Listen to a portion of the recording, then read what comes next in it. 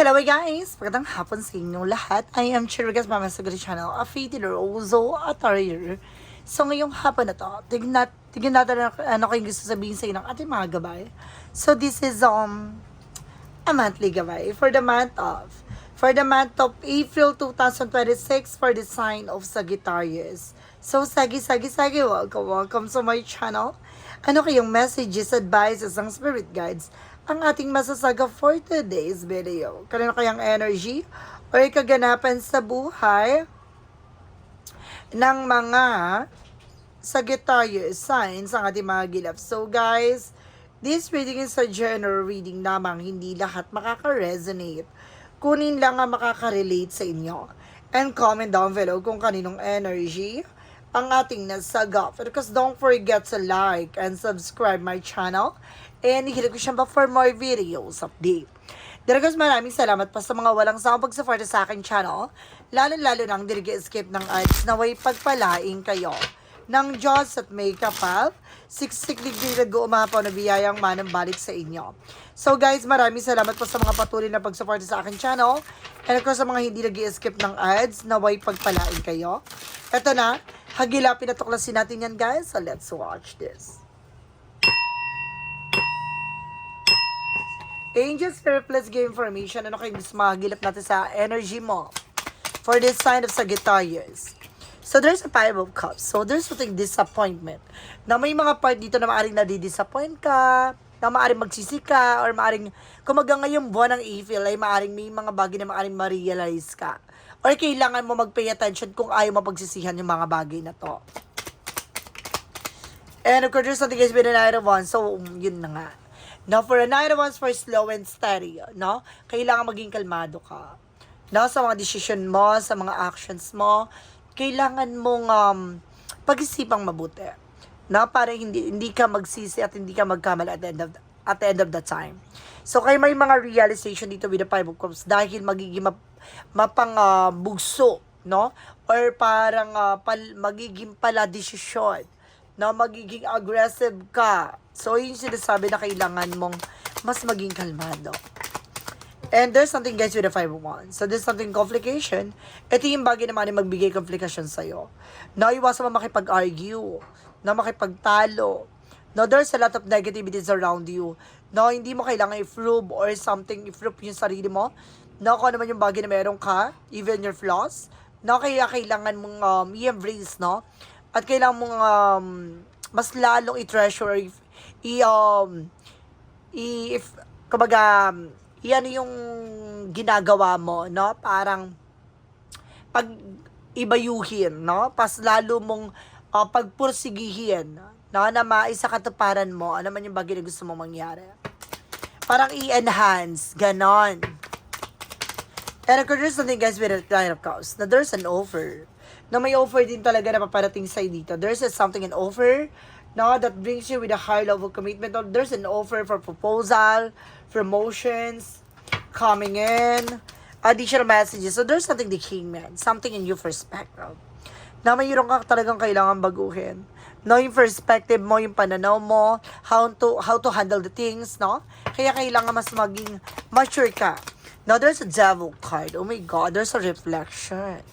So, maaaring nga, some of you talaga may sumasalbahe behind the scenes. O there's an open portal na parang pinapakita dito na mayroong nag-a-attract ng negative dito.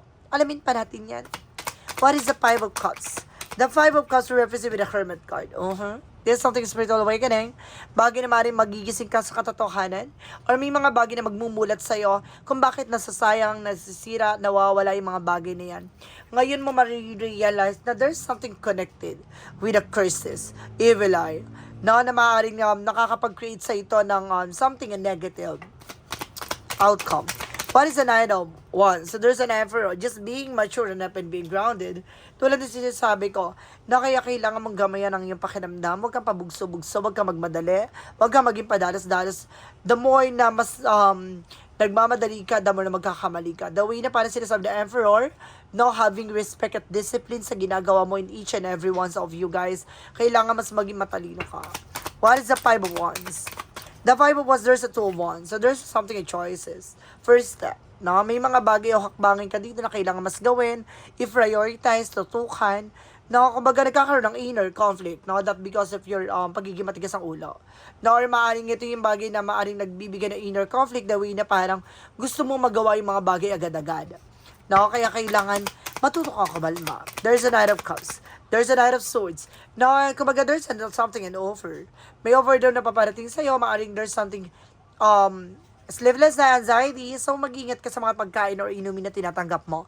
Kung hindi to gayuma or maaring kumaga ginagawang ka pinipirwisyo ang iyong mental health. What is the Hangman? There's something magician. Now, there's something a power of God. Kaya nagkakaroon ng delays and cancellation that because of this magician for divine intervention. Na may mga paalala ng ating divine na kaya hindi nangyayari mga bagay na yun dahil hindi ayon sa kalooban ng Diyos. Na may mga bagay na nangyayari yan that because there's something a plan.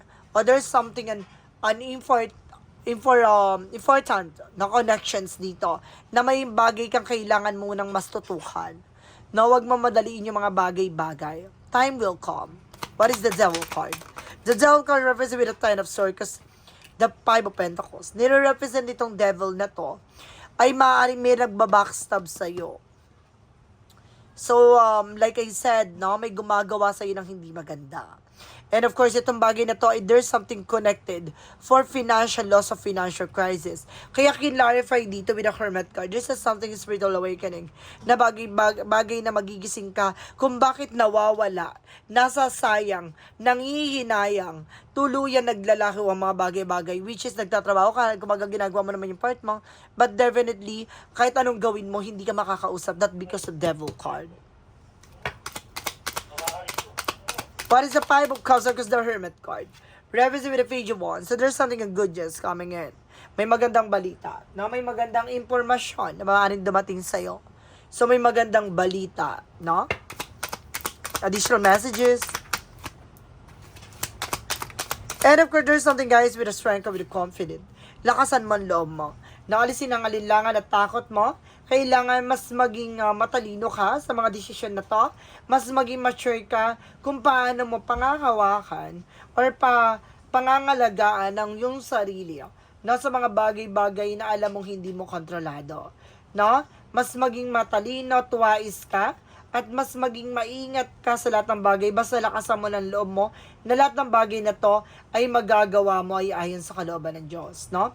Kung mag-aalam mo lahat ng bagay na ginagawa mo, ay kumbaga ibibigay sa'yo. What is the Five of Wands and the Two of Wands? Represent with the High Priestess. Now, there's something in the hidden agenda or there's some hidden enemies. Isa sa bagay ito na kaya nagkakaroon ng complication with the Five of Wands at may bagay kang kailangan gawin with the Two of Wands ay para tuldukan at putulin tong hidden agenda. Do sa makatuwid at madaling salita, may gumagawa sa'yo dito ng pasikreto, ng hindi mo namamalayan. No, I feel something malapit to sa'yo. No, dahil there's a time with the sabotage. Hindi kanya sasabotahin kung may malayo kayong ugnayan. So, ibig sabihin na itong tao na to, sinasabotahe ka kasi may malapit kayong ugnayan sa isa't isa. No? Ibig sabihin, kamag-anak, kaibigan, katrabaho, ang itong sumasalbahi sa iyo. So, kailangan mo mag-pay attention about this one. Additional messages. So, there's a King of Wands. Now, there's something ambition. Look at the bigger picture. Na hindi yan mag-o-offer sa iyo na for some reason. No? Kumaga may bagay yung binibigay sa iyo dahil mayroon yung hidden intention. Ganun yon. What is that Hangman? Because the Hangman represent guys with a temperance for divine intervention. Tulad na sinasabi ko, no? May paalala ang ating divine. Bakit nadidelay sa nagkakaroon ng cancellation sa mga eksena mo? No, you need to protect yourself. Not that because of this solid foundation, kailangan mo patatigin, palakasin ang iyong pundasyon, pinapaalala ka ng you need to pay attention. Dahil ang taong sumisira at gumagawa ng eksena ay maaaring malapit lang sa'yo. And there's a Four of Cups. Now, just to evaluate or analyze. So, ibig sabihin, kailangan pag-isipang mabuti. Ibig sabihin na, kumbaga, mayroon tong ibinibigay or, kumbaga, inaabot sa'yo pagkain or inumin. And there's a Eight of Swords. Sabi ko na nga ba, there's a toxic and negativities around you. No? Tulad ng Eight of Swords, no, maraming negative sa paligid mo. No, maraming toxic sa paligid mo. At itong bagay na to, malalaman mo yun. Malalaman mo yon, maliliwanagan ka doon, at may mga bagay na maaaring malalaman mo, marirealize mo, no, na hindi ka dapat nagtiwala doon sa tao na yon. And of course, there's something hyphen for education, a lesson learned. Meron kang bagay na matututunan dito. No, sa buhay, kailangan mo lakasan ng loob mo, mas maging mature at mas maging madisiplina ka at magkaroon ka ng respect sa sarili mo, na huwag kang magmadali, huwag kang padalos-dalos. And there's a Four of Wands. So, celebration coming in. No, merong mga bagay dito magdala daw sa ito ng celebration. And there's a Ten of Cups, something in the happiness. At the end of the time, there's something happiness coming in. No, yung magdadala ng celebration at kaligayahan. No, may mga bagay na opportunities pang darating. No, na maaaring magdala ng multiple option, ng multiple choices with the Three of Pentacles. Na mag-ingat ka lang sa mga nakakahalubilo at nakakausap, nakakasama mo, na huwag masyadong lubos ang tiwala. No, pwede ka maniwala, pero huwag ka masyadong magtitiwala. So guys, let's see what is additional messages pagdating sa finances and career, love life, at kalusugan. Na-miss niyo ba yung reading ko, guys? Pasensya na, ha? Kasi this past few days, no, minalat ako. No, hindi ako makapag-reading ng maayos. So, let's see. Finances and career, represent with a Knight of Wands. So, slow and steady. Na pagdating sa finances and career mo, manatili kang kalmado. No? Pag-isipang mabuti, magtiyaga ka dyan sa ginagawa mo with the Three of Wands dahil may resulta rin na lalabas o lalabas din to lahat ng bagay na pinagagawa mo. There's a harvest time. And there's something, guys, with the Star card for recovery and healing. So, lahat ng bagay na to, it's more in healing. Na malalaman mo, kumbaga matutuklasan mo kung paano mo mapapabago with the Tower moment for a major changes. Kung paano mo mababago ang sitwasyon mo sa likod ng mga bagay na nangyari sa'yo, na nakaranas ka ng bankruptcy, losses, but definitely there's something like Ace of Pentacles. May malaking opportunities at material offer na paparating sa'yo. Maganda ka. No, malaking pera, malaking salapi. And there's something the world. Babaguhin ito yung mundo mo. Babaguhin ito yung nakasanayan mo. This is something a new era, a new world coming in. Pagdating naman sa love life, there's a Six of Cups. No, there's a past person coming back. No, meron ditong about sa nakaraan na maaaring bumalik. And there's a Page of Pentacles. Invest wisely.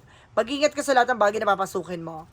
No? Kumbaga, when it comes for love life, kumbaga, getting to know each other, get more information, huwag masyadong lubos magtiwala agad. No? Para hindi ka masaktan sa huli. And there's a Queen of Wands by confident. Lakas naman loob mo. No? Ibig sabihin nito, kapag dating sa relasyon, huwag mo siyang gawing mundo. No? Lakas naman loob mo, no matter what happened, no, sa relasyon nyo, no, the truth is here na, kumbaga yung life mo must goes on. Now, and there's something a king of, because your person is very devoted. O maaaring you are also devoted dito.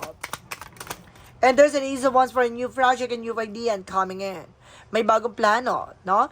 There's something in new creative expressions like idea, knowledge, na maaaring pumasok sa inyong relasyon. No? May mga plano kayo talaga dito. And there's a Four of Swords. No? There's a rest. So, kailangan mo rin ng pahinga. Nag-overpatig ka. There's something in, a sleepless night, rather. Na pagdating naman tayo sa kalusugan, mo, there's a Knight of Swords. There's something sa success driven, na may mga bagay na magtatagumpay kayo pagdating sa kalusugan. Now, there's a Wheel of Fortune with a turning back. So, ibig sabihin, there's a good and bad thing. So, mag-ingat ka pagdating sa kalusugan mo. Kumain ka dito ng mataas, no? Mataas sa fiber. At regarding dito, no, kailangan mo ng more on vitamin C. Nasa sense ko, kailangan mo ng mas mataas na vitamin C. And there's a Queen of Swords with a clear the boundaries. Kailangan mo tanggalin ng mga lason at negative and toxic sa paligid mo, especially yung evil eye. Now, there's another question, unti-unti na magpo-fulfill no, ang iyong emotions, no, yung parang emotional reaches, parang na meron mong mga tears of joy ako na sa sense dito with the Ace of Swords, something in mental clarity, na maaaring lumiwanag, luminaw sa lahat. And this is Six of Pentacles na magkakaroon ng balance pagdating sa kalusugan mo. At magiging maganda na takbo ng buhay mo with the Justice card. It's all about karma. So, lahat ng bagay na to, No, kaya kailangan gawin mo tong putulin. Ano man yung bagay na nagko-connect sa negatibong mundo. Dahil there's something a karma. There's a good and bad thing. So, ibig sabihin ko naman yung bagay na ginawa sa'yo, like curses, so, magto-continuous yung kamalasan na yun kung hindi mo na-break yung cycle or break yung chain na yon. No? Like, for example, may kulam ka. May sumpa ka. No? Which is kumbaga, alam mo sa sarili mo na maganda naman talaga yung ginagawa mo, which is yung trabaho mo, bakit inaalat ka, hindi yun coincident. No, you need to do something na para maputol ang connection na yun at maputol yung negatibo na yun. Once na maputol mo at mabasag mo yun, no, there's something, a good thing coming in for you. Ayun yung sinasabi ko with a good karma and bad karma. So, yun yung good karma na darating na sa'yo. Kaya kami namalas that because of curses. Okay? What is the magical fairy messages? Okay. Oh my God. Totoo ba? I told you, di ba? Tulad na sinasabi ko, there's an healed healer. So, kailangan mo magpagamot. At unti-unting hihilom at gagaling na yan. And there's something, admit your true feelings to yourself. Kailangan mo tanggapin sa sarili mo ang tunay mong nararamdaman. No, stop pretending. Stop lying on yourself. Just be authentic. What is the yin and yang oracle card? And there's something an ego and vanity. I seen your Friday ego, guys. And there's something a trust with the divine timing. So, kailangan mo magtiwala no, sa ating divine timing. So, the ating divine perfect timing. With the synchronicities, represent, guys, with persistence. So, kailangan tuloy-tuloy lang. Hindi pwedeng pabago-bago. Kailangan may consistency ang ginagawa mo. And there's something a spring. With the blossoming, may paglago. Na may pagmukadkad talaga at pamumulaklak na to. Reader Romance, thank you for Mystic Love Oracle deck. And represent, guys, with the trouble. Some of you magkakaroon ng trouble. And there's something, guys, with intimacy. So, magkakaroon kayo ng trouble ng person mo. Bonding to each and every you. To each and every one of you, guys. And this situation is already resolved. Some of you na-resolve na or maaring, kumbaga, it's all working na, no? Na-process na yung bagay na to sa iyo. And God is in charge. So, huwag ka mag-alala, nandito ang ating Panginoon, ginagabayan ka. Kaya may mga divine intervention, may paalala sa ating divine. For Jesus' loving code said, if you faith as a grain of mustard seed, you shall say unto this mountain, remove hence to the yonder place and shall be removed. See? Tulad na sinasabi ko, na kung yung mga bagay, kung nagtitiwala ka sa mga bagay na itinanim mo, siya nga anihin mo. Pero kung ikaw ang nagtanim, at may mga tao sa paligid mo na toxic at negative, hindi ka lalago at hindi ka yayabong. No, para ka nagtanim na isang halaman o isang binhi, sa isang lugar, isang lote, ng puno-puno ng peste, no, hindi ka uunlad. Ganun yon. Sa lugar mo, hindi ka uunlad kapag maraming mga toxic na tao, evil eye, ingetera, pakilamera, chismosa. Diba? Hindi ka uunlad dyan. So, may mga bagay dito na kailangan mo alisin ang sarili mo mula sa negatibong mundo. Eh, yung sinasabi ko na there's something curses na ginawa sa'yo, kaya puro negative ang nangyayari sa'yo, kaya kayo naalat. No? You need to do something about that. So, guys, there's something a monthly pasilip. For the month of April, 2026 for the sign of Sagittarius. So, Sagi, maraming salamat for this wonderful reading. So, once again, this reading is a general reading namang hindi lahat makaka-resonate. Kunin lamang po ang makaka-relate sa inyo. And comment down below kung kaninong energy ang ating nasagap. And of don't forget to like and subscribe my channel. And hit ko siya ba for more videos update. And of maraming salamat po sa mga walang sawag support sa aking channel.